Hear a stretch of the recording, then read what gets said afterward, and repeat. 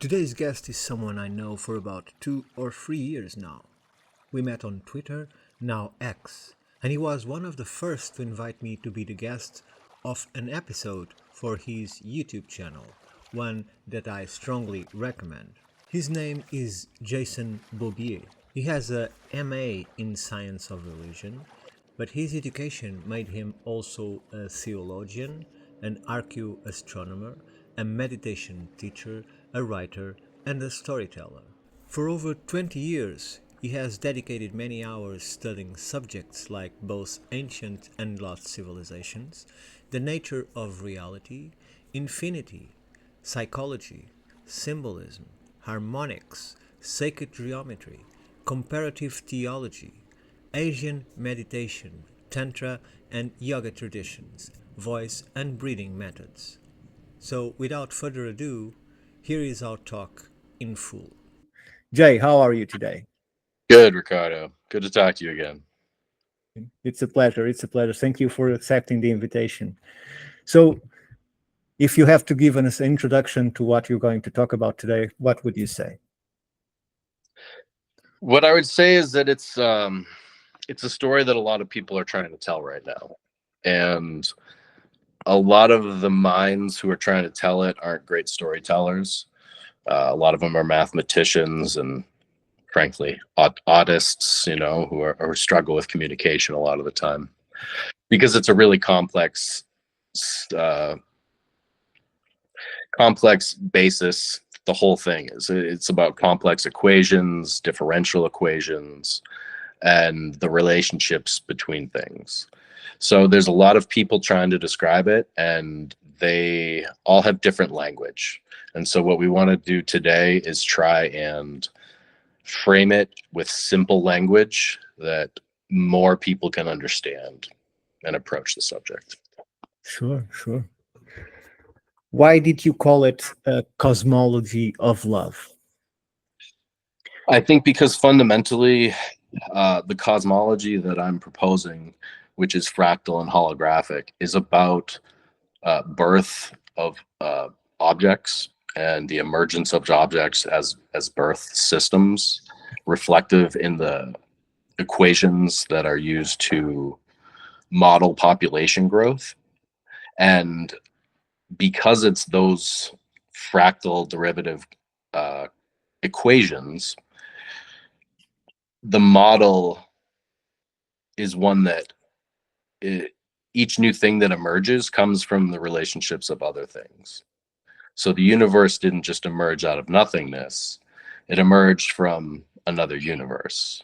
But it wasn't just one other universe, it was probably two other universes interacting, creating a baby universe.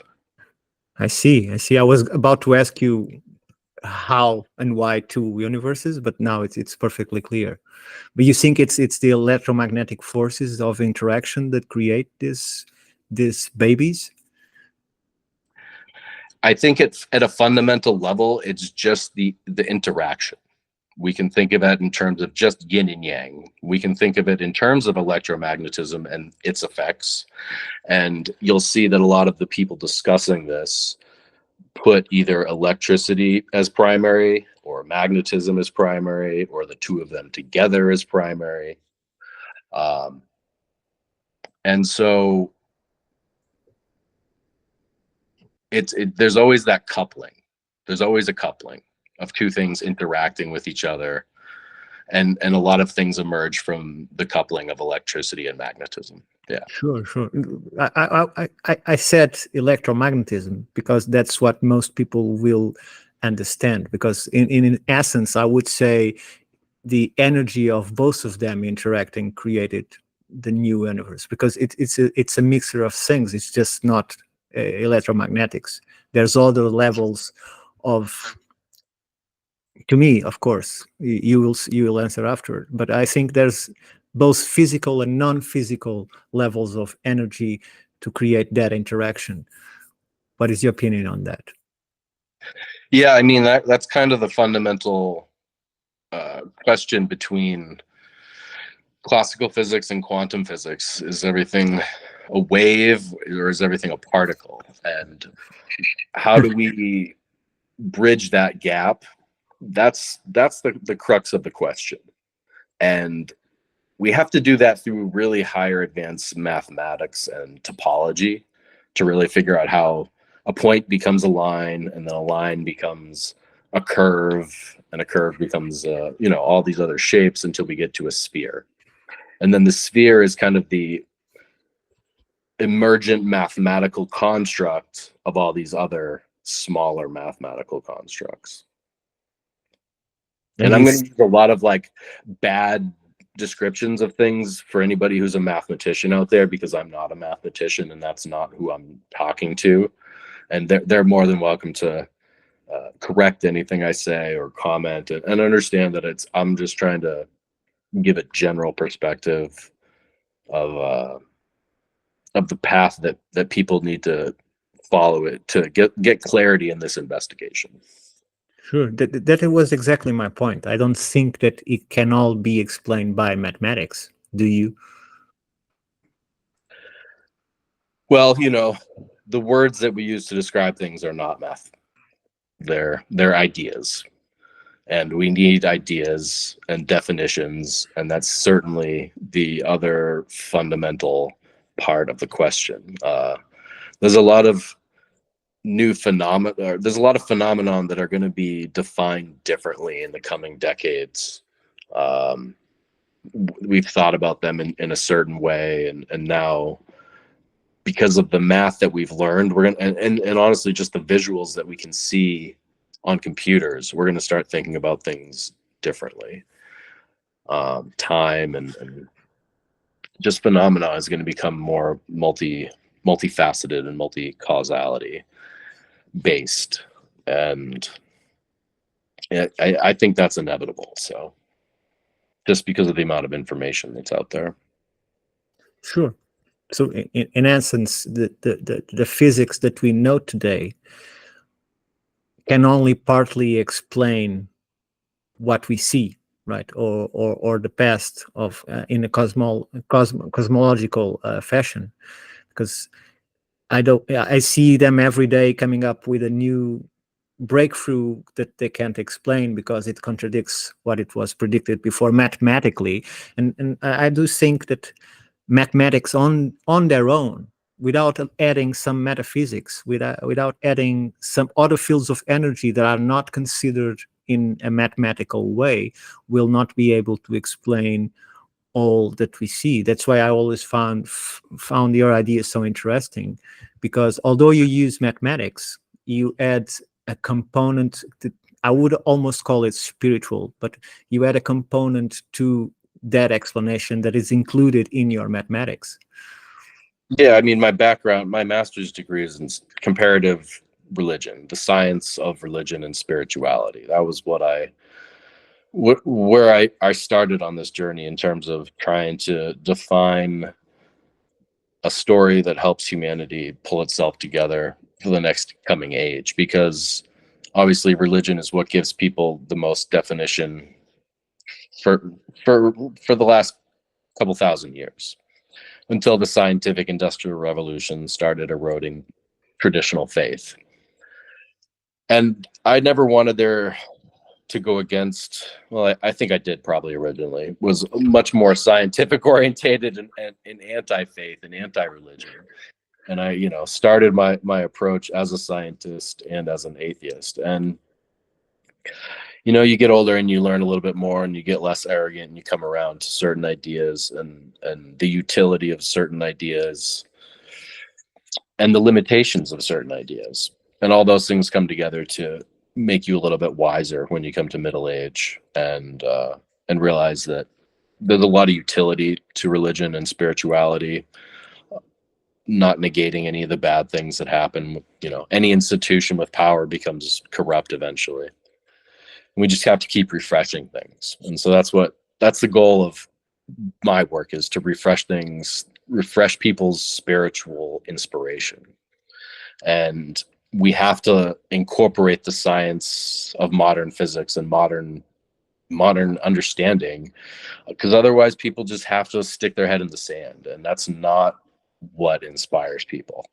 So like, I want people to be able to have their faith and their science.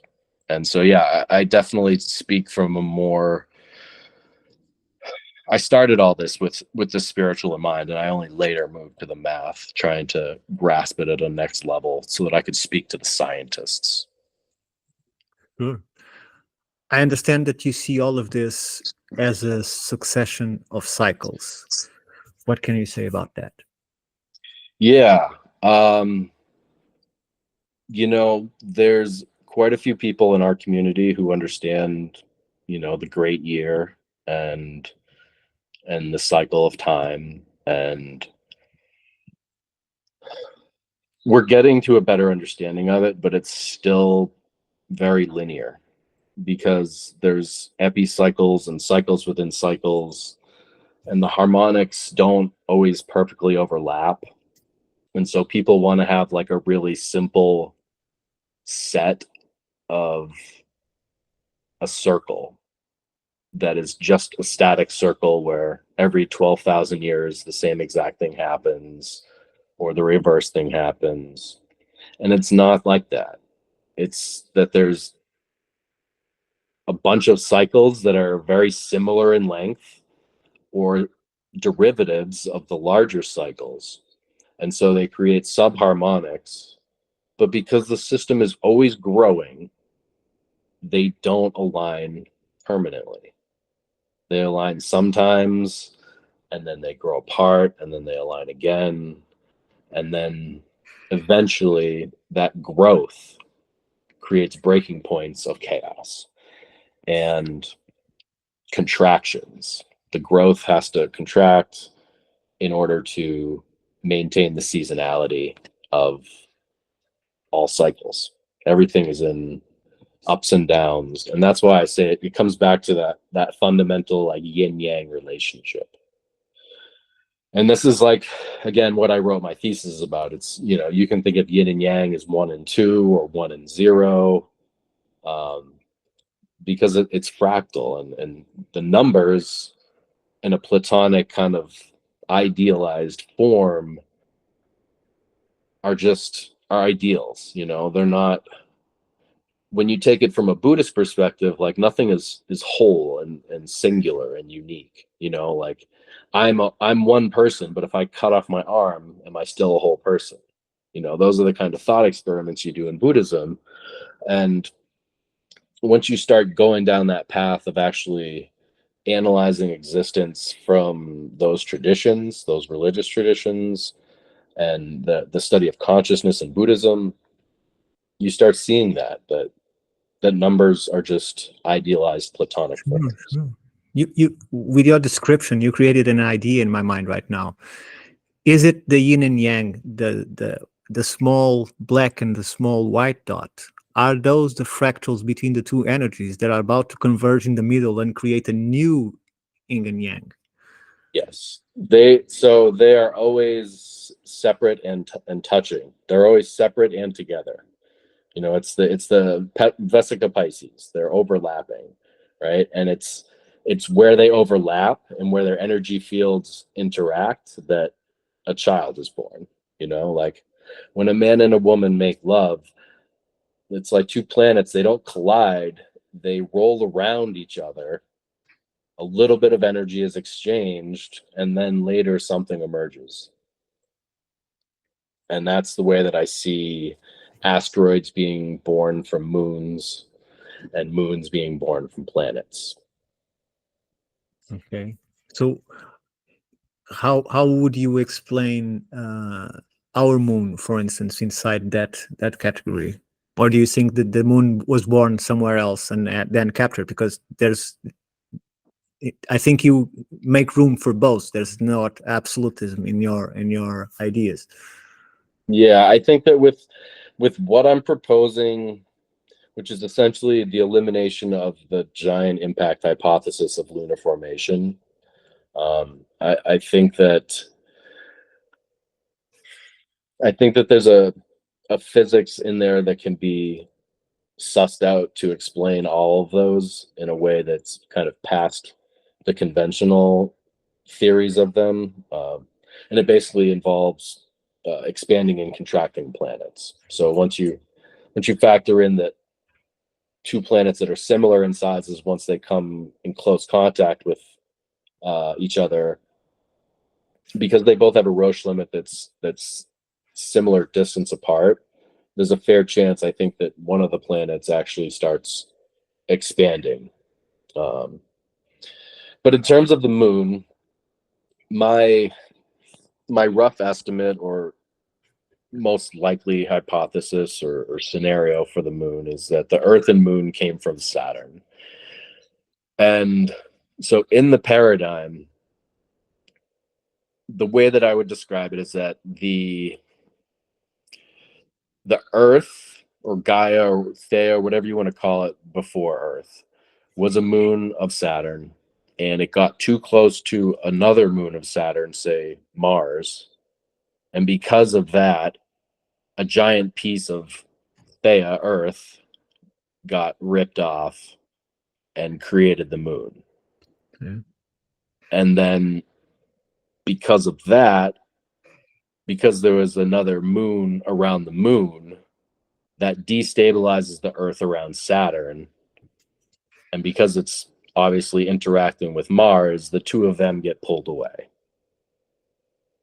Okay. But it's only because a new moon is formed that the stability of Earth as a moon around Saturn is destabilized enough, and it's like its center of gravity becomes the Earth and moon. It becomes bigger.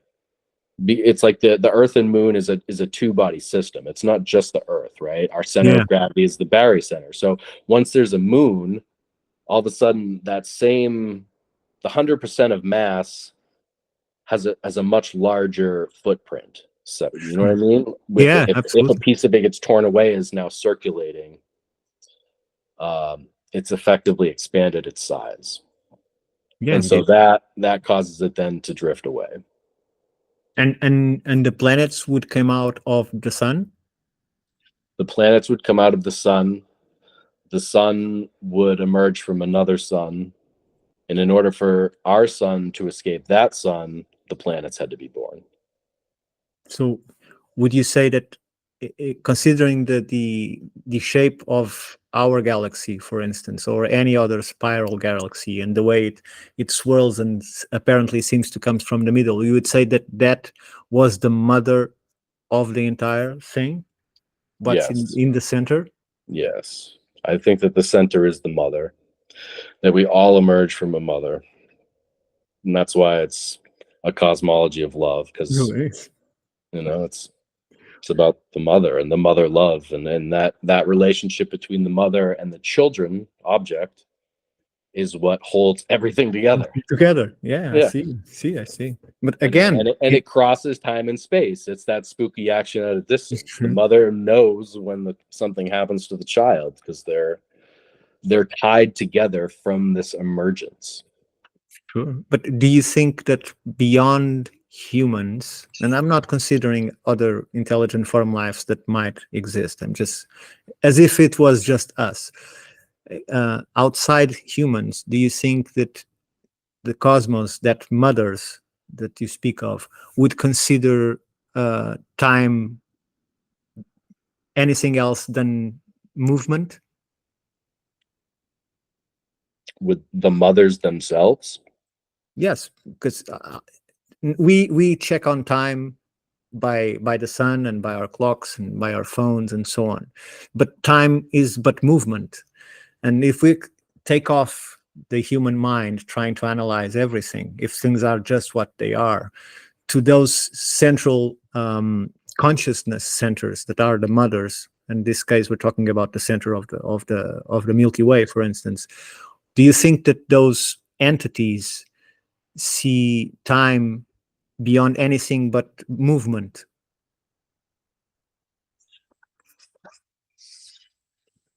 I'm not sure it's a clear question, but in my mind is. I'm sorry. yeah, I'm trying to suss it out, because I think about time very differently than a lot of other people. There's different aspects to time, so a lot of times when people mention time, I'm not sure which aspect they're referring to.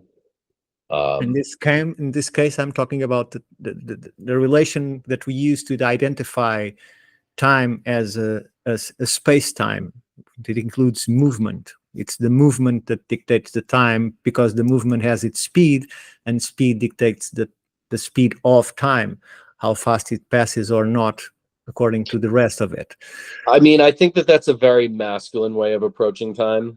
It's a very you're parsing it in a very analytical way. Well, Whereas if I it think is, that I'm hoping I'm not offending anyone. But no, I no, was no, just not going to talking to say that you. I think that mothers, you know, and the divine feminine is more subjective. It's more intuitive, and that sense of time is very flexible.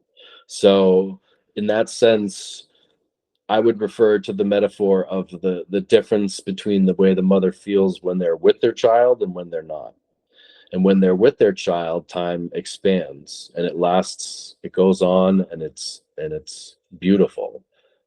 And the time without the child is agony, and it, you know, it's sorry, I'd say time with the child goes by quickly, subjectively, when you're in the Yeah, moment. yeah, And then when you're away, it's agony, and it take every second seems like an eternity. eternity. Yeah. So that would be my intuition on what the great mothers might think about time.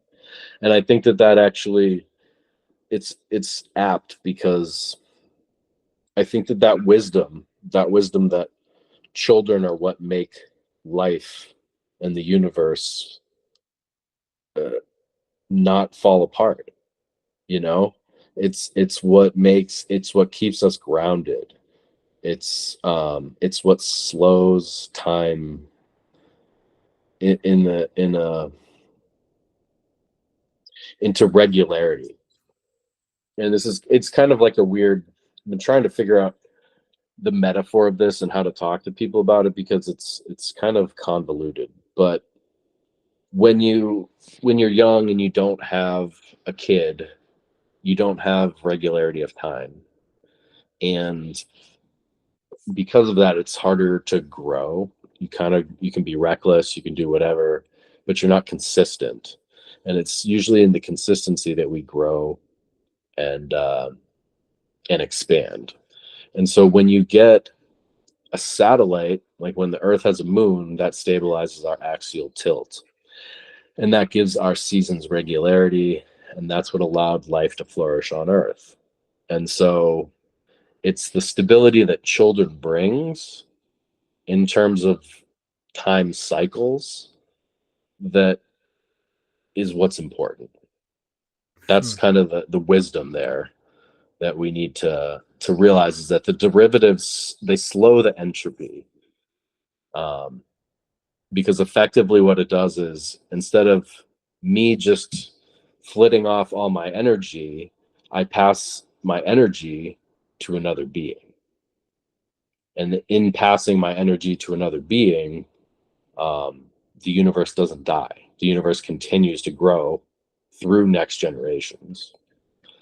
And so instead of just like the universe growing linearly and them trying to figure out how it's growing linearly, it's growing from within generationally everywhere. You know, everywhere where there's energy to grow, it's growing. So, Yeah. I only see one problem with that, although I agree with you, is mhm. that each generation can be separated from the principles that actually created it, and I don't say know how to say this in English, and gave them sustenance to thrive on past generations. That's because I'm from 75, Yeah, and I passed through no computers to small computers to very powerful computers to no phones but those in home with a disk, yep, to keys phones, to portable phones inside the house, to suitcase phones, and all of that. I didn't see the change until I see the generational change of people that are now so different from my upbringing, from my birth, from my experience as a teenager, as an adolescent, Yeah. that their interests, their music, their art, if there is any, uh, it's a immense gap that was. It's like a riff in time, Yeah. because each generation is, as I see now, susceptible to conditioning that wasn't that strong, because there was not enough areas of influence to affect them beyond school or some TV and so on. And these new horizons, we see that people are so dispersed, so focus almost in nothingness, because if they sum it up, uh, what they have today, be it the thinking this person as a god because he created this or that, that when you analyze it, you realize there is actually nothing in it. What are they seeing there? And I know I'm getting a little bit lost here, but what I'm trying to say is the fact that it is generational, as you describe it, also gives it some vulnerability beyond someone who understands what you are saying and then can deviate the course of what would be the natural way of things. I would say perhaps I'm making it too complicated, but that's how I see it. And but another point, how would you put, I see your cycles are a little bit different in dates, and I completely agree with you that we cannot say it's in this day. It's because you will be doing premonitions almost, and you will fail because it's impossible to put an exact. There's so much elements to the equation on when will it be the next cycle, that it's virtually impossible to determine when it's going to be. Even if we're thinking about decades, it's very hard to put it a finger on Even it. if we have a marker that we use, there's always lag time with these Sure, things. And sure. But I know yeah. that your dates are slightly different from some that I've seen. So starting perhaps 36,000 years ago, or further back if you wish, how would you put the dates of these cycles? Um, I'm not too focused on the 30,000 year period. I'm mainly working with the smaller harmonic overlays in the last 26,000. Sure. And specifically, obviously, the ones that are the most important are at the 10 and 12,000 with the younger Dryas. My biggest the biggest point that I want to make is that the 12,000 year cycle is actually an 11,600 year cycle plus one subharmonic of 400 years. That the 11,600 years cycle is a combination of the 400-year close Jupiter-Saturn conjunction and the 580-year lunar solar eclipse cycle. And that those overlapped very closely in 2020 to 2022 and 2023 in terms of when they were occurring and the time of year, and relates to perihelion and stuff like that. And when was the last time it happened? So my conjecture, so it would have been 11,600 years ago from That this 2020. conjunction happened 11,600 years ago. Is that it? Well, yeah, because the way that it works is that if you take 400 and 580, the lowest common denominator of them is 11,600 years, I right? see. So they only directly overlap every 11,600 years. And since we acknowledge that these are not perfect cycles, the play of a 1 year or two where they overlapped in 2020 and to 2022, we can deduce that there was another event 11,600 years ago where they overlapped much in the same way.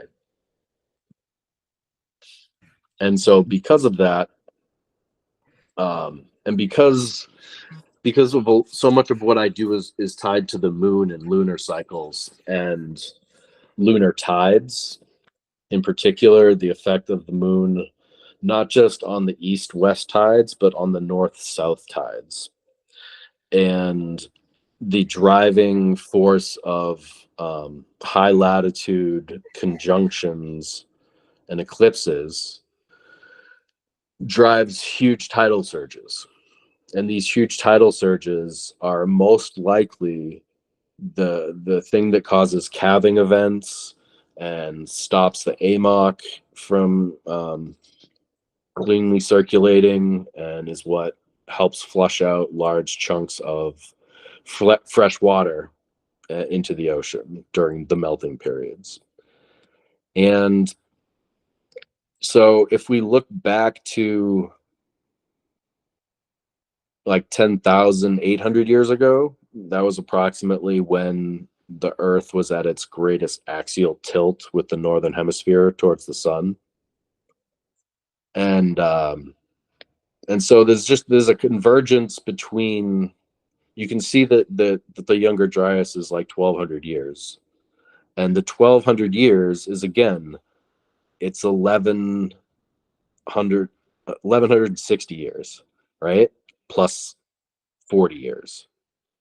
And so what I'm saying is that 1,160 years is very close to 3 of the lunar solar eclipse cycles. Sorry, 3 of the Jupiter Saturn conjunction cycles, and 2 of the lunar solar eclipse cycles. So that's the 1,200. But you have to have that subharmonic, and so that's kind of where triple conjunctions can play in. So like grand conjunctions, great conjunctions are when Jupiter and Saturn are very close together, and they happen not they oscillate. So I'm not saying they only happen every 400 years. What I'm saying is they happen, very close ones. They oscillate from close to far away on a 400-year cycle, right? Okay. And so like if you remember hearing during the one of 2020, they were like, oh, it's the closest one in 800 years, right? And so they were all these things were very close in that period. And so we go back, and then we start seeing how the lunar tidal cycles play into everything. And that was where the Dutch guy who was talking about how it defines the fourth turning, how the fourth turning is actually based on tidal cycles, which affect food cycles in the estuaries and in different knock-on ways. The precipitation and those rain cycles are tied to the moon, and then those have knock-on effects on hormones. Okay. Because of the availability of food. And this guy found that this turns up in not just humans, it's in all the animals too. And so it is very much a worldwide phenomenon. And so that was really interesting, because once you can tie the lunar cycles, and he ties it to the planetary cycles too. He's like, here's the sub cycles that are affected by the other stuff, but the main driver is the moon, because it has the effect on the tides. Once you see that it's hormonal and thermodynamic, like it's a pretty clear picture of how these cycles work at a very visceral level that has hard concrete evidence, Hmm. So when you spoke about that time when Jupiter and Saturn were close, 11,600 years ago, do you happen to know if they were on the opposite side of the sun or on our side of the sun at that point? So that wasn't the closest alignment of Jupiter and Saturn was 6,800 years ago. I'm trying to think if it's BC or years ago. I think it's 6856. It's either years ago or BC. The next one happens in 7,500 AD. And the time between those they're complete occultations. So Saturn is directly behind Jupiter and invisible. It's not just a conjunction. It's a full on eclipse of Saturn Okay. and Okay. by Jupiter. The period between those events is 14,400 years. And that's the other really important cycle that interplays with the 11,600 year cycle.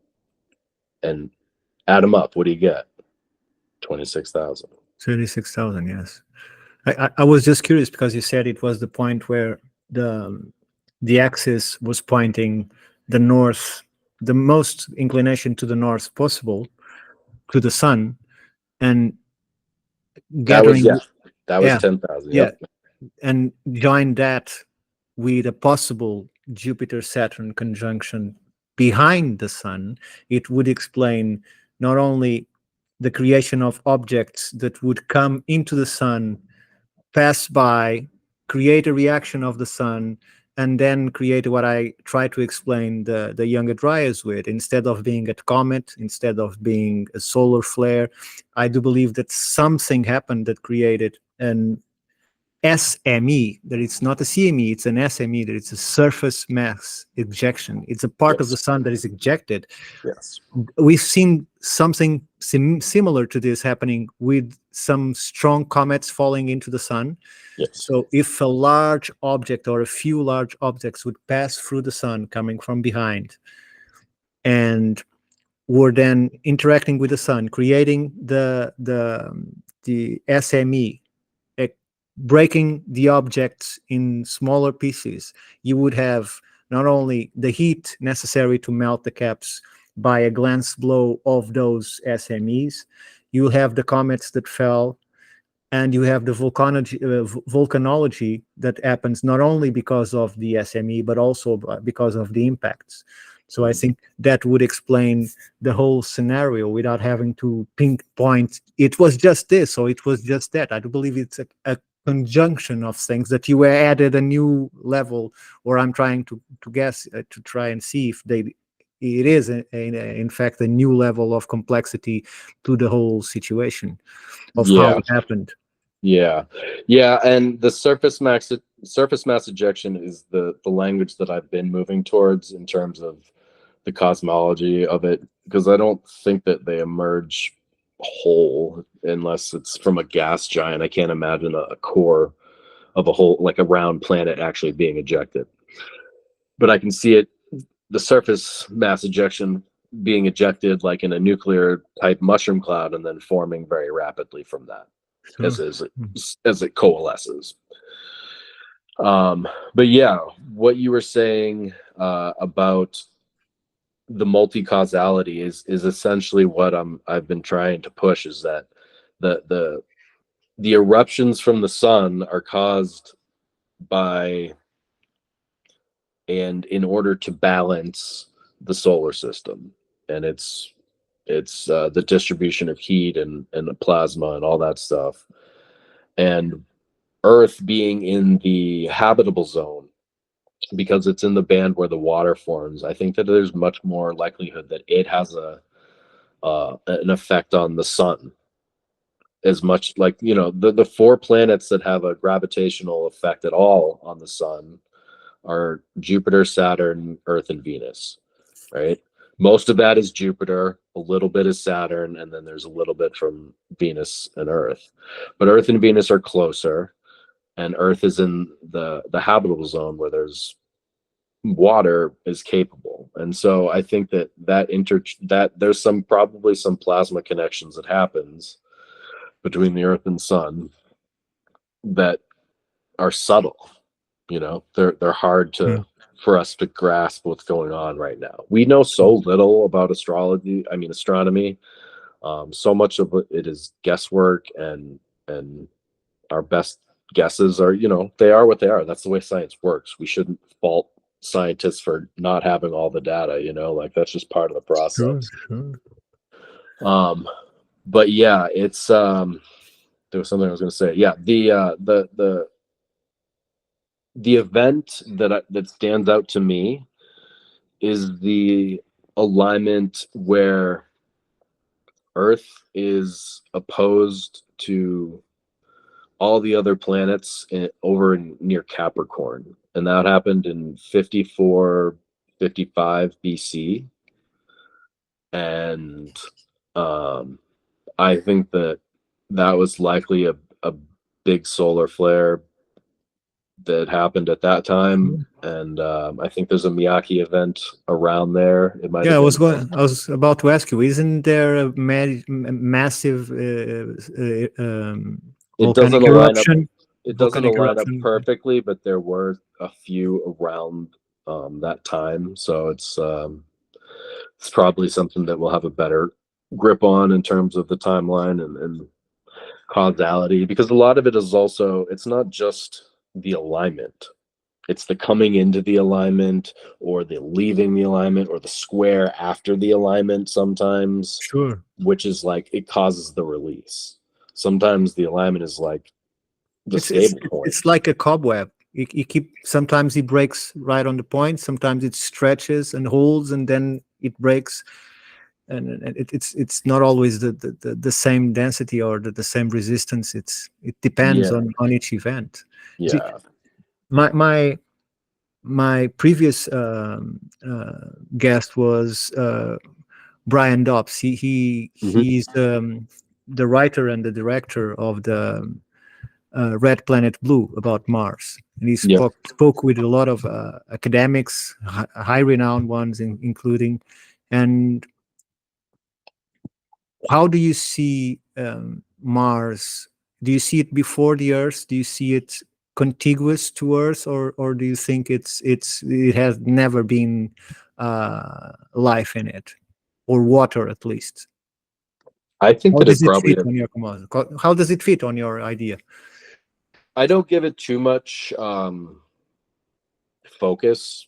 Not that I don't give it thought, but I know there's a lot of other people who are focused on it, and so I'm curious to see what he's worked up there, and I do think that it looks like there was water there at some point, and with the cosmology, the the expanding local cosmology, the sense that Earth and all the other planets' orbits are slowly growing and have rearranged at some point. I think there's no reason to not suspect. I mean, I think most mainstream scientists think that there was water on Mars at some point in the past. I don't think that's even really controversial at this point. In terms of advanced life and civilization, I don't know.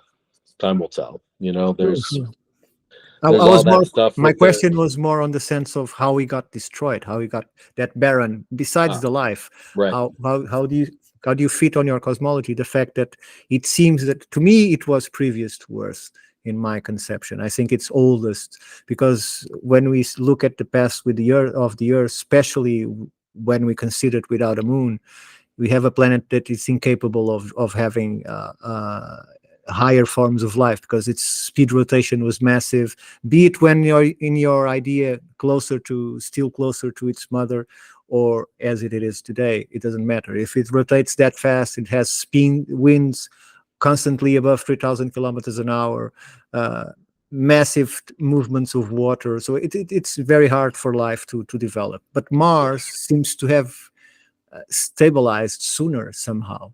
So my point was not on intelligent life, but how you see it destroyed. Do you think it's a random event or can be included on your path of time? Um, you know, my model has lots of room for planetary rearrangements, and I think that a lot of these moons, when you look at them around Saturn and Jupiter, they're like frozen planets, or there's some kind of mix uh, of ice and rock or something. And so I think that that's how most of the smaller rocky planets started, with some kind of that, because I think that water is really the impetus to move things apart. It's just sort of like the embryonic fluid, like the magnetic monopoles and spin ice and the charge densities and different types of plasma with water. Like it just really seems to be the crux of a lot of things in terms of moving things around. And so I think that's, I think in terms of like if two moons came too close to each other, and in terms of shedding mass, it's a lot easier to outgas Sure. liquid ice or water than it is rock. And so that's the easiest balancer that I can imagine, besides gas, but like most of these are solid. It takes energy to release either air or methane or whatever it is to outgas that. But it's really easy if two things come close together to heat up a bunch of water and for it to evaporate. Sure. But do you see a vortex in the middle of the two objects that are close to one another? Do you see a vortex growing? And Yeah, I mean, so one of the things that I think is likely is that there's a tidal locking when planets first form as sure, moons. sure. So if we look at Pluto and Charon, which I did a video about, they're mutually tidally locked. They're both, Pluto and its moon have the same face of their surface facing each other. Each other. Yeah. And so in that sense, I mean, even if there isn't one, there's an imaginary one. You know what I mean? Of force, of vectors and stuff like that between those two spaces. And I think that that's important to think about. And because I do think that all relationships can be modeled as twisters, I see. or vortexes, whichever terminology you want to call it, that field of two Yeah, energy patterns because interacting. as you said, it would be hard to suck in rock, but if the energy creates heat enough, you can melt rock into magma, and magma can then be sucked by that vortex, by that convergence, and Yeah, once. so with the Earth and Moon, that is exactly what I see, because I think the idea that I would lean towards is that they were originally more similar in size, and because of that, they create that vortex. And it's if you want to think about it in terms of like harmonics, think about it three, and then the middle one is empty, but it's the two of them. It's both of their Roche limits are basically the same distance apart, and that together creates another circle between them of the same diameter. Mm, And so the vortex is like three-dimensional, I guess. I don't know. sure. It's four-dimensional, five-dimensional.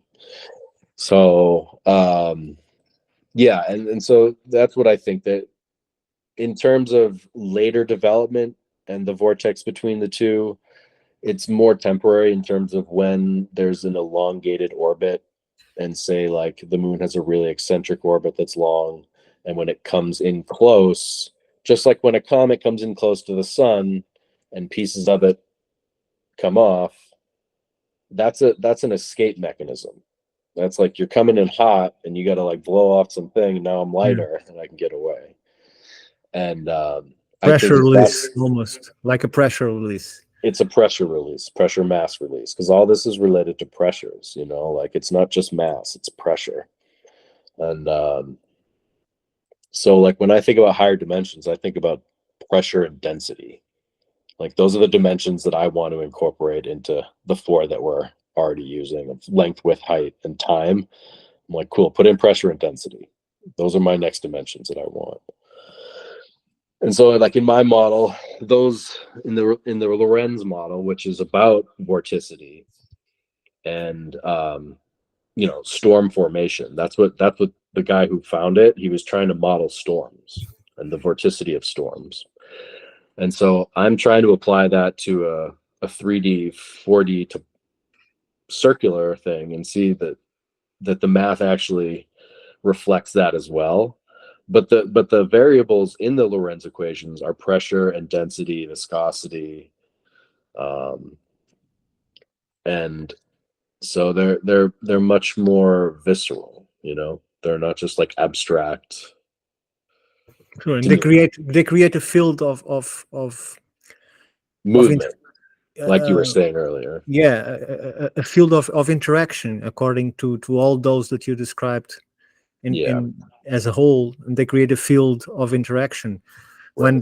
When those fields meet, you have that situation that the bubbles crash on one another and something is released even before the bodies touch one another. So, at least Yeah, that's how I'm picturing what you are describing. yeah. So I mean, that's the essence. We're trying to describe reality as dynamic, whereas like if you say everything, the only dimensions are length, width, height, and time, it's static. It's not. I mean, time is dynamic, but like length, width, and height, they're not. They are what they are. Whereas when you start talking about fluid dynamics, things are much. It's just a different way of approaching the whole thing. Sure, that's my initial question. Does Yeah. time exist without movement? Yeah. No, I mean the time is movement. Yeah, it has to be. Like, Otherwise, it's static. yeah, there's no time without movement, and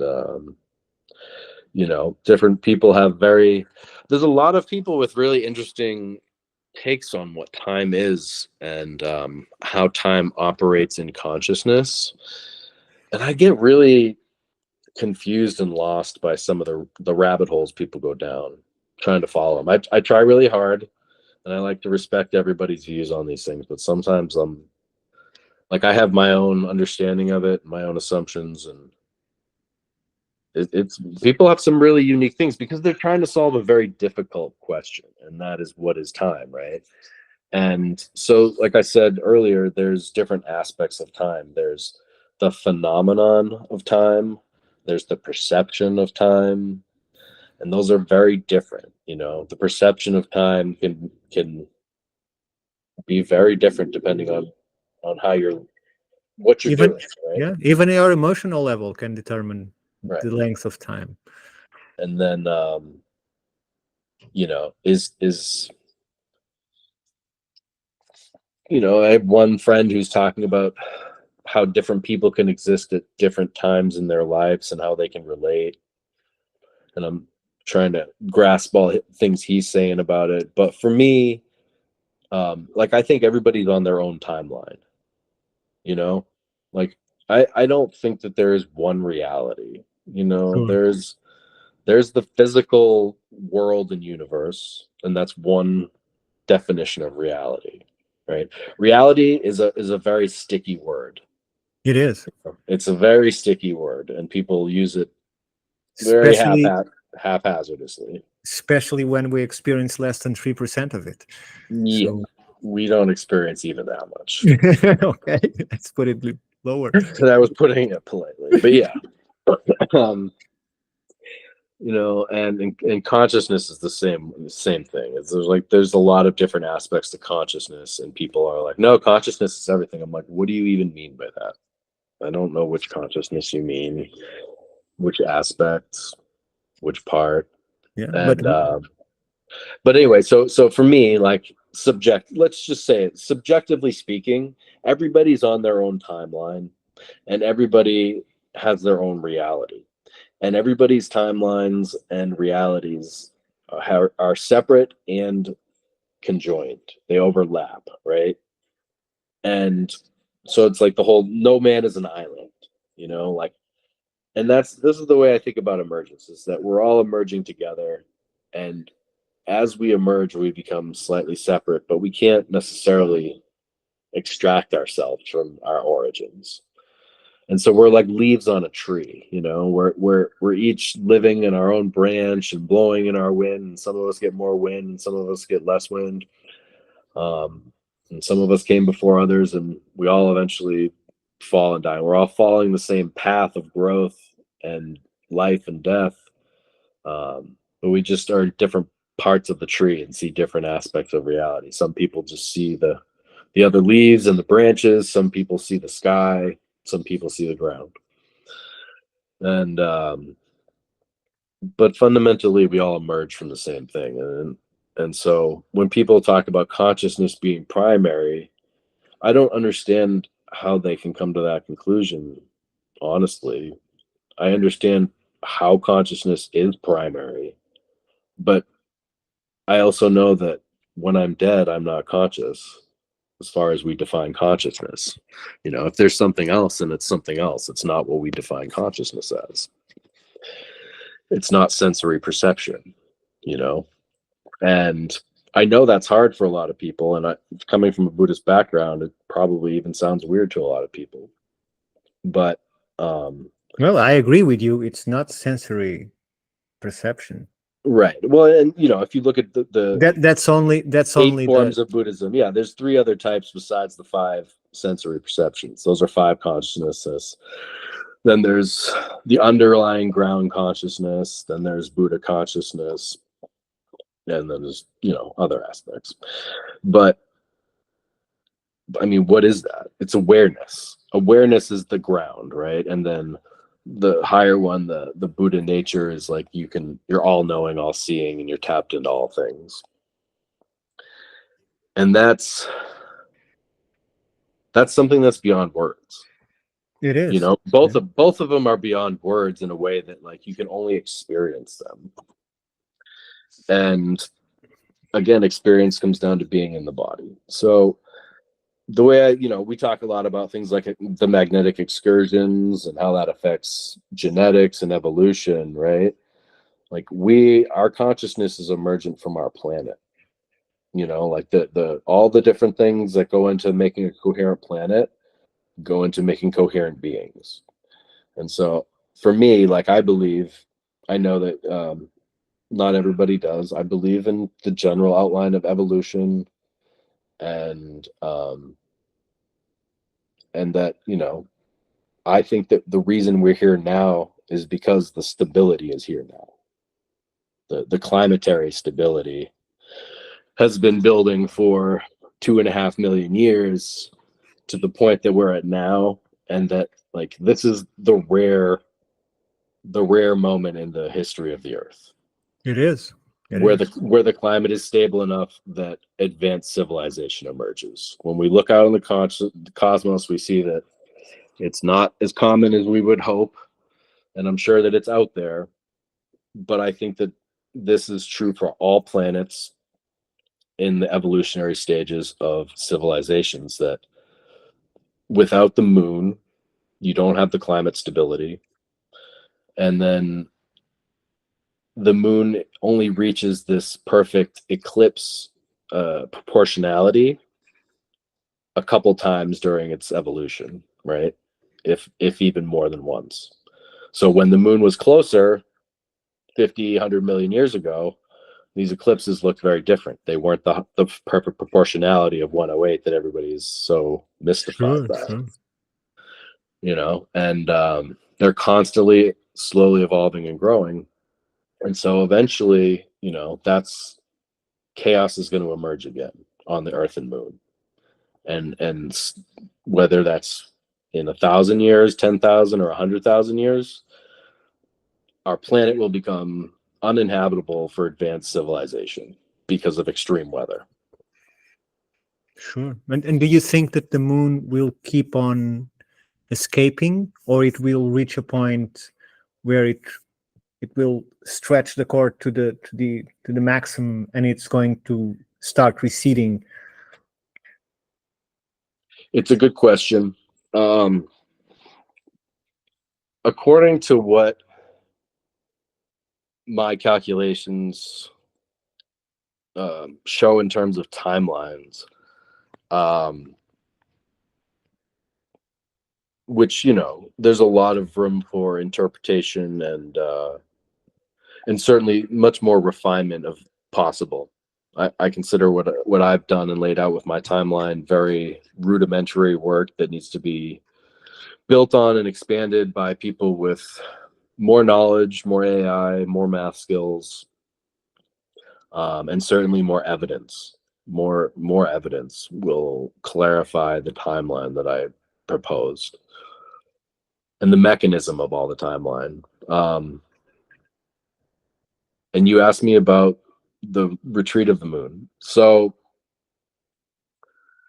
the way that I see it is half of the cycle the moon retreats, and half of the cycle the moon gets closer. And so that slows the entropy of the moon's dissipation away from Earth, if you call it entropy.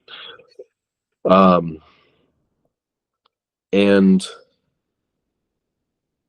what I'm concerned about is that the timeline that I lay out, with the Earth being, or that scientists have laid out, with the Earth being 4.6 billion years old.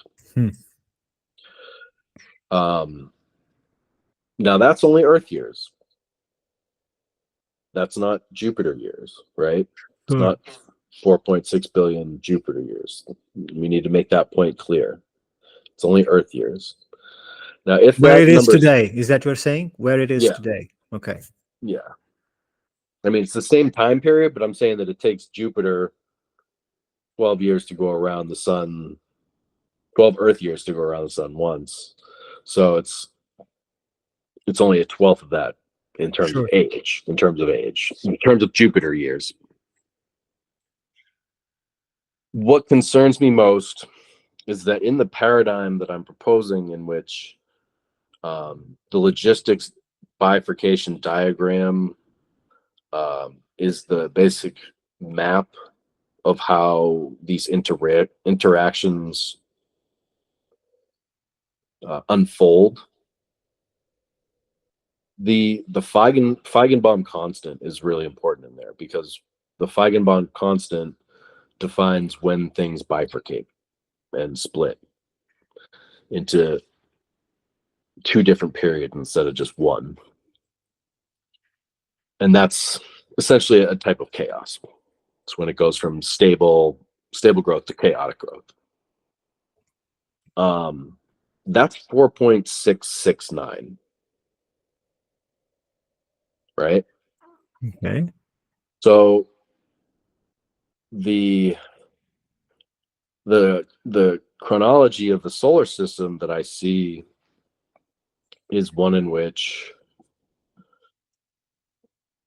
the larger planets were born first, and aged slower, and then the smaller planets were born later because they're smaller From the greater problem, from the from greater. the yeah. And then they're running around faster because they're smaller. And so my worry is that, if the Earth and Moon were born together, and they're both approximately the same age. But what's really interesting is the way that the logarithms of the ages come out to whole numbers.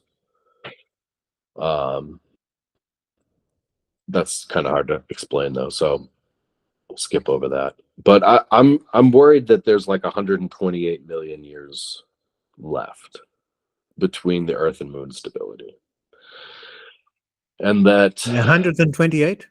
128 million years, Million years. Okay, okay. million years.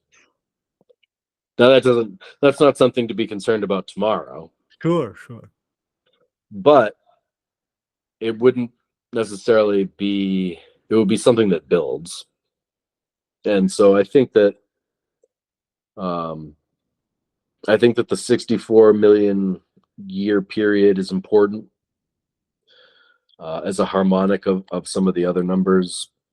The harmonics and the basic math is just, it's reflexivity, you know what I mean? It's like if you're using one as a unit, then two is important and three True. is important, it's, so as soon as we use one as a unit, then the other So, numbers, the in terms of the Fourier transform between time periods as numbers, like it's just, it is what it is. And so that number 64 emerges from the math of triangles, and it's sure, in all sure. kinds of And sacred and it geometry. kind of links with the massive destruction that wiped out the dinosaurs. Yeah. And so that's 64, and it would probably, if that's a rounded number, I would say like 64.4. And I think that that's about when it happened. Or no, it's 66. It's Sorry, 65. 65. 65, 60, Yeah. I think It's I had not an exact 66. date, so it's Yeah, not an exact date. So there's a bunch of different things, and sure. that's again, this speaks to the fact that that's a big harmonic. 64 million years is a big harmonic. There's a lot of smaller harmonics within that. You know what I mean? And so Sure. when you get to the larger harmonics, you have all the smaller ones kind of reverbing at the same time. And in a sense, some of those can cancel out the worst effects. Some of that might be actually soothing. You know, it's like a chord versus three random notes played together. So, and I And think this, that that's where we're at now, is that we're in a place where a lot of the harmonics are mellowed out, and you see that especially with Earth's eccentricity, because Earth's eccentricity, the orbital eccentricity, is decreasing still, and that's on a much larger. That's like an echo of the 2.6 million year cycle, right? sure. And so, in the 400,000 year cycle, which is an effect of primarily Venus and Jupiter and their relationship to the Earth. And that's a really stable cycle. The 405,000 year cycle is one of the most stable that is known in astrophysics in our solar system. And so that's where a lot of the work, and so you see where these numbers, they all echo each other as subharmonics, and then they reflect back into each other. And so that's where I'm trying to get the most clarity, and where I don't think other people who are working in a more linear aspect in terms of just dissecting one cycle as opposed to overlapping cycles, I think that's where I have something really unique and different to contribute. Sure. Sure. And I do enjoy your views. I do. You know, we don't wholeheartedly agree on everything, but It's okay. Yeah. it is your point of view that keeps mine in check as some others. So it's not a matter of absolutisms or thinking we have the answer. It's just a combination of all of these answers that will lead, in my point of view, to a more universal answer. And as universal as they come is yours, because yours starts before the beginning and can go after the end. So I think yours is a very valid one in incorporating all the elements that can be then placed into other explanations. Either they agree with it or not. Yeah. So Well, you know, I mean, a big part of my approach has always been that flexibility, being willing to challenge my own assumptions and listen to other people, whether they're right or wrong, crazy or not, and be willing to think outside the box. And that's the one of the most important things, is being willing to challenge yourself and to be challenged. So sure, I would remind those that are seeing this or listening the fact that Velikovsky once was highly criticized for his ideas on how Mars and Jupiter would impact our solar system. And I clearly remember I incorporated in my paper that Carl Sagan, that was one of my childhood mentors on the TV with his series Cosmos and his books, and I read all the books that he printed. Um, and I realized that he was, even when confronted with the fact that he was wrong and Velikovsky was right in so many things, he came back to make a new statement and said, "Oh, he just guessed it because it's just pure coincidence. He couldn't possibly knew that." So it kind of reminds me of you, because your views are completely out there for those that are completely grounded on core science. And yeah, but yeah. it isn't that core science in the end. I mean, anybody who wants to say that I guessed it, that's fine, because I kind of did. I mean, I have a very nonlinear process. A lot of it comes from intuition and the Akash, and my one of the things is that sets me free, though, is what we were talking about before we started, was that fuck it attitude, because I am not part of academia. I'm not a public figure. I don't have to be accountable to anybody. And so I can do my work and process on my own, and I hold myself to a very high standard in terms of what I accept as true. But not having to answer to the public or boss is Mm. very, very liberating in terms of how you work. There's no You know? conflict of interest there. Yeah. So, A lot of times I will accept an idea as true even when I don't have complete evidence for it, but only when it's the most logical and it's the most only when there's like really good experts who are ahead of the crowd who have this idea and are proposing it, and I'm not the only one thinking it. Usually I don't like to accept something if I'm the only one thinking it, and if I do, then I'll tear it apart. And like that was, I spent 2 years not talking to anybody before I started talking about any of the science, questioning my own understanding of what I thought I knew about it. And the fact was that I found so much confirmation that I started to feel more confident in the ideas and talking about it. Uh, Otherwise, I wouldn't have. Like if I had true. found a ton of stuff that was like, no, no, no, this isn't going to work, and what I thought initially changed a lot.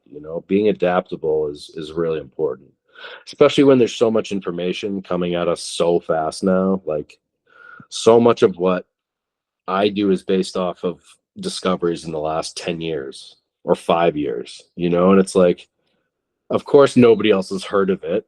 It's a new discovery in some random science magazine. You know what I mean? Sure, sure, sure. It's like, But I keep seeing, especially in deep space photographs, and recently that came a one that may help confirming your theory, because they were seeing the birth through fractality. They were seeing an ejection from another body, creating another body.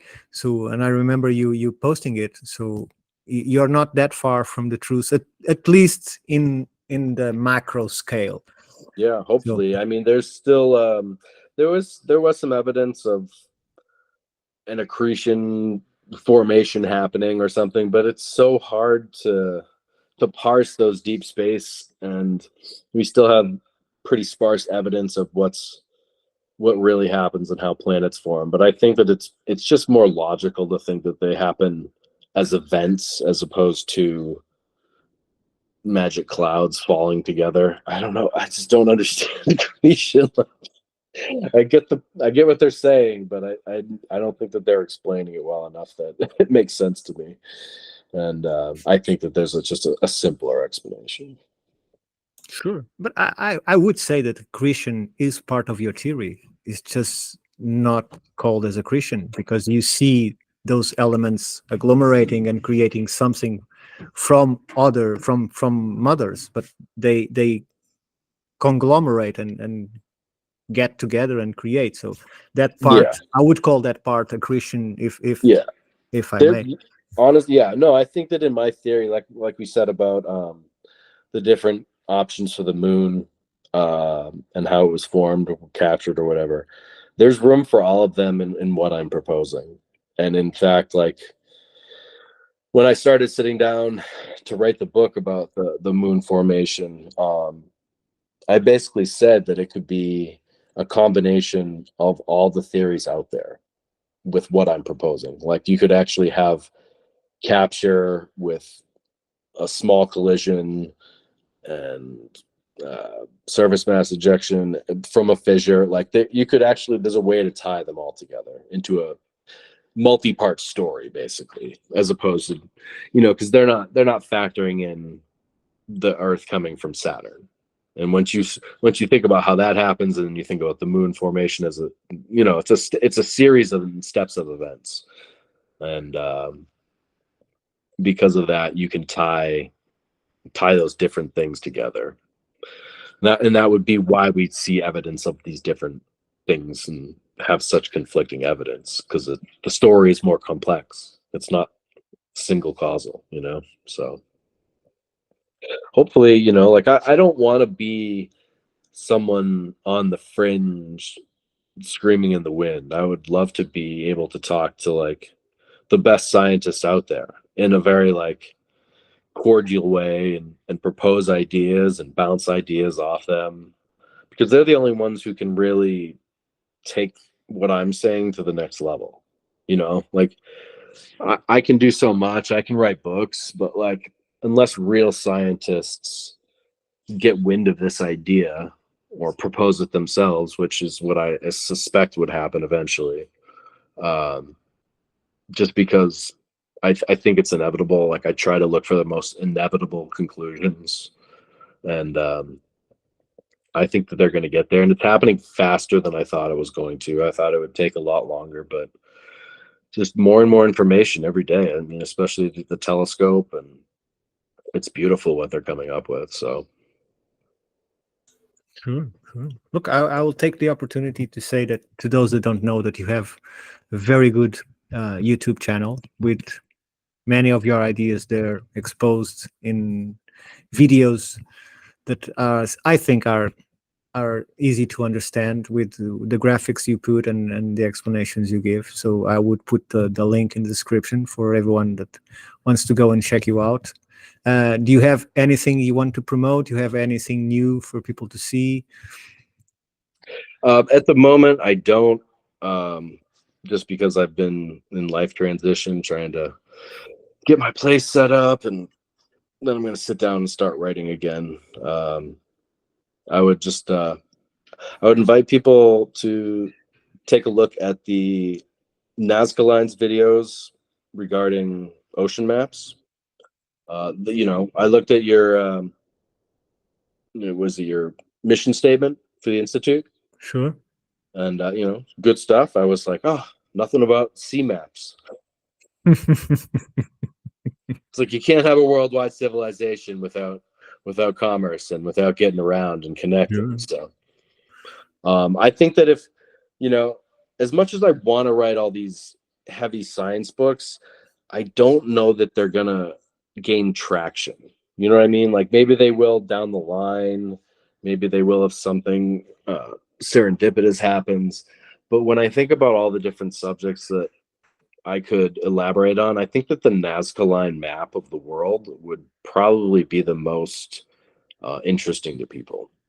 Sure. Let me add to that. Although I have read a different view, but let me add to your view, because in the coast, directly in front to the Atlantic, directly in front of the Nazca lines, a few 60 kilometers, 45 miles or so on, you have the Paracas candelabra.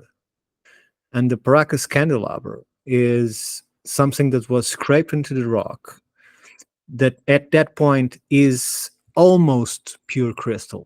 So when that rock was completely polished, those that came from the sea would see a gigantic image that almost like a lighthouse that could be seen, as researchers say, for at least as soon as you cross the horizon distance of visibility. Interesting. Yes. So if you put a world ocean map behind it, what you have is a harbor that is a school, basically, where Yes. seafaring people would come up and stop at the Paracas candelabras that would have another name, I'm sure of it. And there would be a harbor that it's already verified by archaeological work. And Yep. then you had a road leading to the Nazca line. So might Yes. be an interesting connection to yours hypothesis. Yes. Absolutely. That's what I said. It's a school because there's the based on the Polynesian stick chart idea, where these lines represent currents or Sure. whatever and different groups of islands. They left those behind on the shore. They didn't take their maps with them. They memorized them. And so, a lot of the pictograms in the Nazca lines are birds, right? That's what they were looking for on their navigation trips. They're looking for where the birds were flying. That was like Sure. the main thing when you're out in the middle of the ocean. If you see birds, like you're They're probably going near somewhere. land. Yeah, they're going somewhere. And like there's a story of these Native Americans from Washington State, and they got swept out to sea on a storm, and they landed on Hawaii, and they stayed there for 4 or 5 years, and then they were like, okay, now it's time for you to go, because the El Nino had turned, and the bird, they were like, just follow the bird, you're good, get out of here. Sure. And they sent them from Hawaii back to America. They're like, okay, but they made them wait 5 years, and so that's an oral tradition, but it's probably based on a true story. Sure. And so in that sense, that it's hard to fathom that where the knowledge would have come from if what I'm saying is true, because it's mainly a map centered on India. When my overlay is placed on the map, it's mainly like the Indian Ocean to China and South Pacific. It looks like somebody who made a map of where Southeast Asia used to be, where it all got flooded. Like there's something that got lost there, and the people. Because I mean, think about it. Who would have been sailing all those places the most? Sure. Sure. The South people living on the Southeast Asia there on the peninsula that was sunk, Sunderland. Sure. It And was released a new map this week. oh yeah, who did? It's now academic recognized that that mass of land that you are talking about is Yeah, now mapped. They finished the yeah, mapping of the area that is now submersed, so that continent actually existed there. yeah, So, yeah. but I mean, there's no doubt. Like, I mean, I mean, I don't know if anybody had been challenging it, but I always just accepted it. And so I think that, yeah, during the ice ages, that probably was the best place to live sure, for a lot of the time. And whatever was there is clearly wiped out, so we have no record of it. But there was likely sailors there and sailing up into India, and maybe India is partly a remnant, in some ways sure. of some of that. Look, the Portuguese have the tendency to claim that they were the first to go around Africa and find the sea route to India and so on. The fact is, we know historically that they were very well received, especially in the coast of Africa, in the east coast of Africa, and there was a reason for it, because 1,000 years before, 400 years before, with a tradition that lasts for more than 1,000 years, they were constantly visited by what is called the treasure ships of the Chinese, and the treasure ships of the Chinese left uh, artifacts behind to show their presence all the way to the areas where you're talking about, where the Nazca Line are, to South America. Yeah. So we find not only writings. If you see the work of V on just look for V on Yep. X, Maybe. she has lots of those left there on the Americas.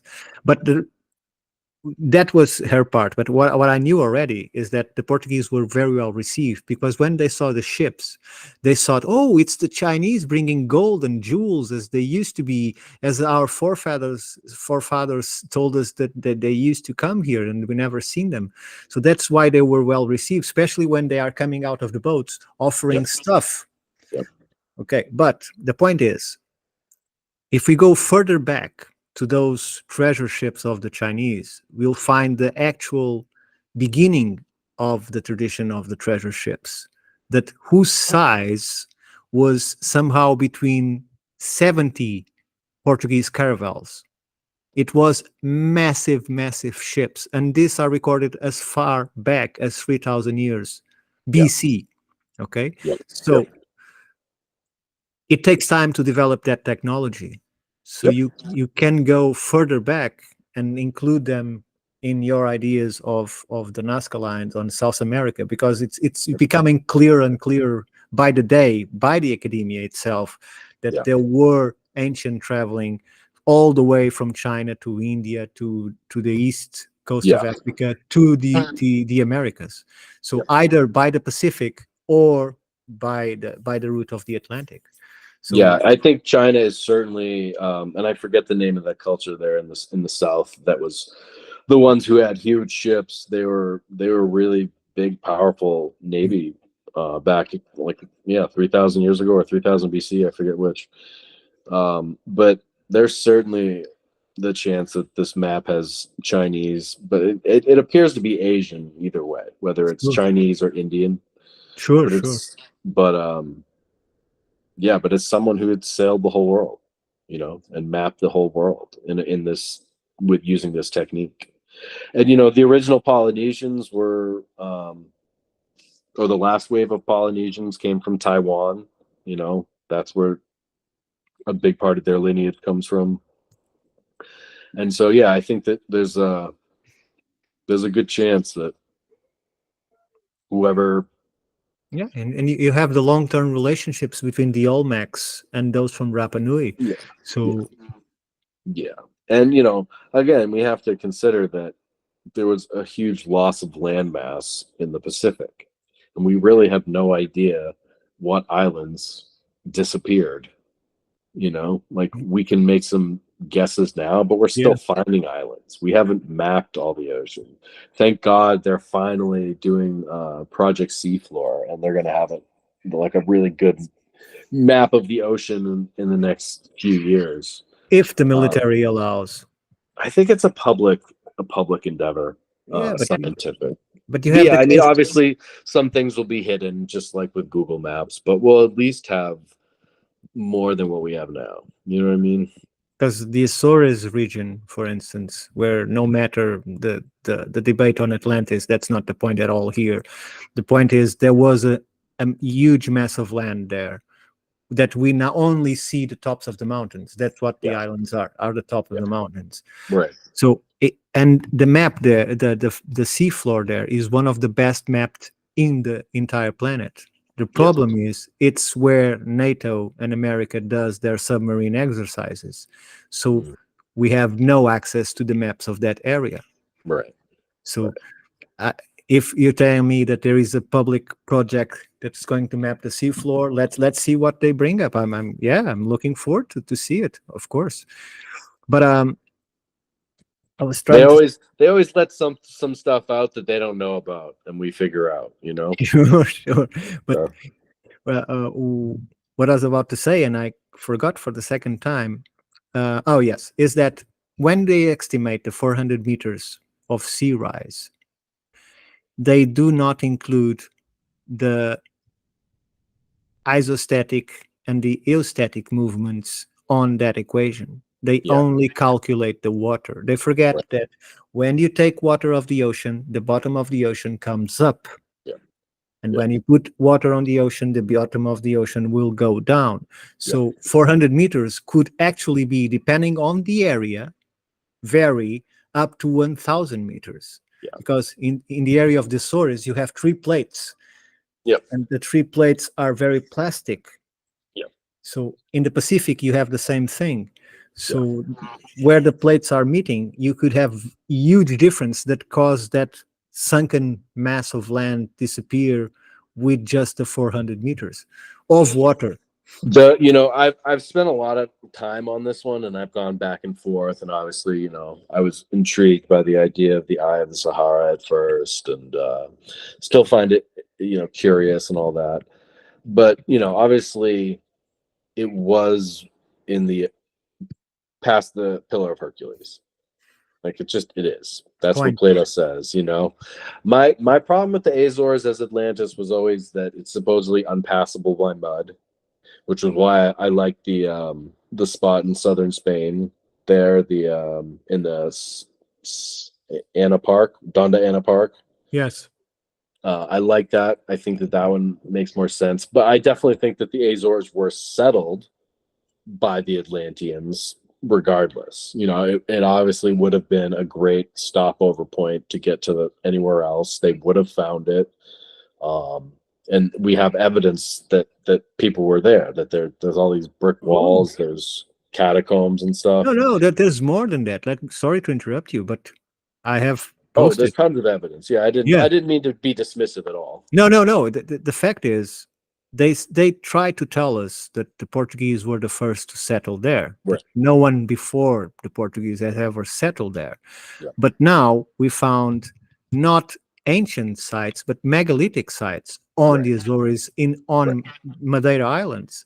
Yep. So they even found cartruts, they found dolmens, Yep. they Yep. found lots of megalithic artifacts mixed Right. with Phoenician anchors Yes. on the Yes. same layer. Yes. Okay, Yes. so it All we that's must yes. All that's true. I wasn't meaning to sound dismissive of we have to go the BC. Azores at all. We have to go a lot of BC. So Yes, and that was what I was going to go to. I was going to say is that if we try to raise the Azores up a lot, um, the isostatic rebound is something that I think is also needs to be like looked at in a non-linear way. sure, And this is so I've been thinking about it. It's one of the things that's kind of occupied my curiosity quite a bit in the past year is kind of trying to envision the timeline of how all that happened, because I think that like I look at the globe a lot and I look at the plates a lot, and part of the moon stuff is related to the plates for me. But yeah, I think that with all that ice up on the top, I think that there's a tipping and a squishing at the poles. And I think you saw my post on this sure, recently, sure, sure. where it could have, because my problem was always, it's 1,000 feet of water. How are you going to get that up? Even with isostatic rebound, I didn't see it being twice as much. But if it's also being pushed down at the top, then there's a tipping where the bottom part is being pulled up. And but if that's the case, then the other two other plates are also rising, right? Sure. Most likely. I mean, otherwise it would be kind of weird. But then you start thinking about it like holistically, and you start having to look at how that works all the way around the world, and then consider what happens when the weight gets removed. And that's how you get worldwide flood. That's how you get the crazy catastrophe that just ripples everywhere. Is if if the water gets melted so fast, the dam breaks, flies off, or comet hits it, whatever you want to think, and that top part raises up and the bottom part sinks down, that is the most likely way that you get both a flood in the Atlantic and the Pacific. Sure, sure. Because the Pacific flood, nobody talks about it. But at the beginning of my vision, when I first saw all this stuff with the moon, I saw the flood coming out of the North Pacific. And well, I don't I know know the nobody names. wants to talk about that, but Yeah, I don't know the names by heart, but there were two masses of ice on top of right. North America. So, and presumably they could have melted as fast as less than 3 years, perhaps 2 years, perhaps even a little bit less than that.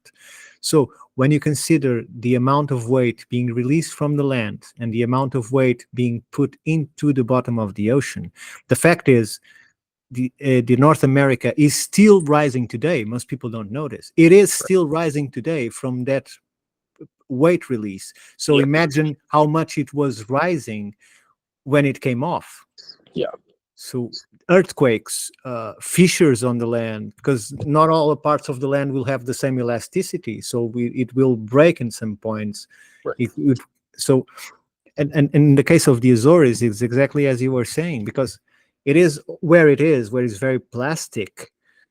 Instead of, because we only see interesting features at about 1,000 meters depth. Mm-hmm. And that does not correlate with the 400 meters of water. Right. So, Right.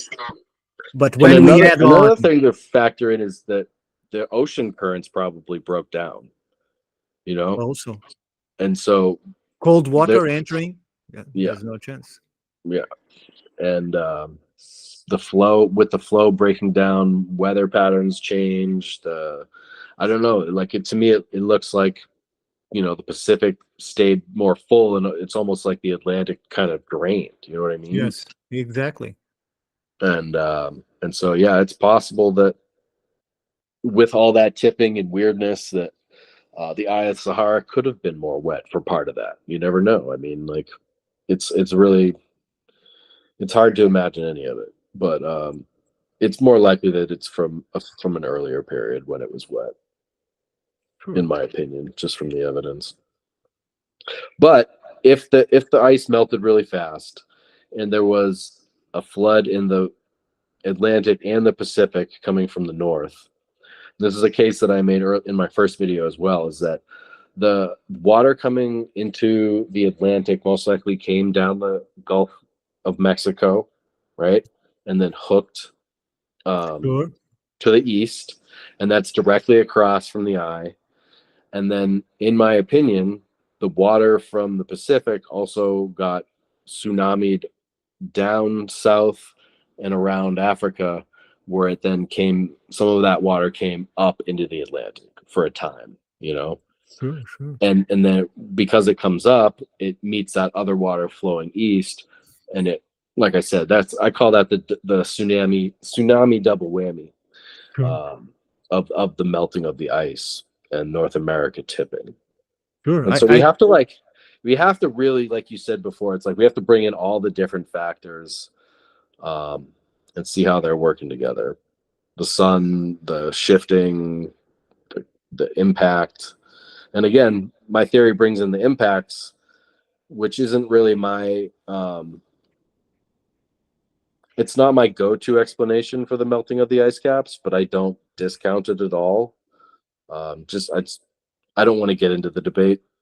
I leave it to my brothers at the, the Comet Research Group and those guys to take on that battle. I'm working at the next level where I'm like, yeah, there's definitely probably impacts there because that's where the moon hit a long time ago. And they're like, what are you talking about? And I'm like, yes, go with that. You guys keep doing your thing. Um, but yeah, the commentary, a lot of the asteroid impacts that I think happen are that lunar debris coming back to where the Earth and Moon had that vortex between them, and that material got shot into the middle and then out into space and then comes back as a recursion. And one of those is the Hudson Bay. So it's like, of course, asteroids would be coming back to the Hudson Bay if that's true. Sure. In fact, that's probably that northern part of Canada, the way I see the path of the moon escaping, where it like it starts in the Pacific, then slowly works its way up the Americas, basically like tips the Earth over and wraps around the pole. It's hard to explain without like showing it. And I go get some balloons if you want. I could show you, Yeah, but it's all in your videos. I'm sure of it. I saw a lot of yeah, it, yeah. and I I saw need something similar there. Yeah. yeah, I need like really really good graphics to explain it because the visuals are only so good as my skills, which are not that great. Anyway, the point is that that area of Canada, of Eastern Canada, is where, in my vision, the moon comes up really close, wraps around the pole, and then comes back out and bounces off over like Nova Scotia, and that's like where it basically leaves the Earth. And so that's like the last place, but also like the most impactful. And so I think, like, for me, that's why I think that we see so many asteroid impacts and comet impacts up in that area. And there's so much evidence of impacts up in that area. And also like why the Saginaw Bay, where we think that the impact was, why it has so much minerals, so many precious and rare. There's a gravity anomaly and all these Sure. things, partly due to some of that stuff. So, but yeah, we'll see. We got to keep going. I'm really looking forward to like having time and space to start digging back in. I have so much stuff that I've like accumulated over the past few years that I just need to like sort, like 20,000 pictures that I'm just like, okay, I need to like I'm really looking forward to AI being able to do a lot of the stuff that Just give me 400 years, and I'll come back to you. Okay. yeah, I know, that's for real. It's like if I only had more time. Well, Jay, it was a real pleasure having you in here and at Thank the you. Yeah. institute. It was a lovely conversation, very interesting. I hope everyone found it that way too. You have any final words? Anything you want to add? What we talk so far? No, I would encourage anybody who is interested in what I had to say to follow me on Twitter. That's where I do most of my posting. Please follow me on YouTube. If you have questions about something that I said and would love more elaboration, I would love feedback about what people are interested in hearing more about, or having more visuals on. I have so many things and so many interests that unless somebody asks me for an explanation, I'm kind of unprone to get to it all. I'm Sure, sure. always moving on to something else. So whatever people find helpful is what I want to share. And so please, people, let me know. In your defense, I should say that it's very hard, from my point of view, to put your thesis, your ideas in 1 hour and a half with me asking questions, turning you around. But it's very hard. So I I mean, it's the strongly problem of, recommend to go to your YouTube channel and thank and you. and see them explain in detail and with those precious graphics that help us to understand the multidimensionality of your ideas. Once again, thank you very much, and Thank you, let's. Ricardo. I hope we do this again soon. Yeah, anytime. I'm happy to come back. Thank you. All right.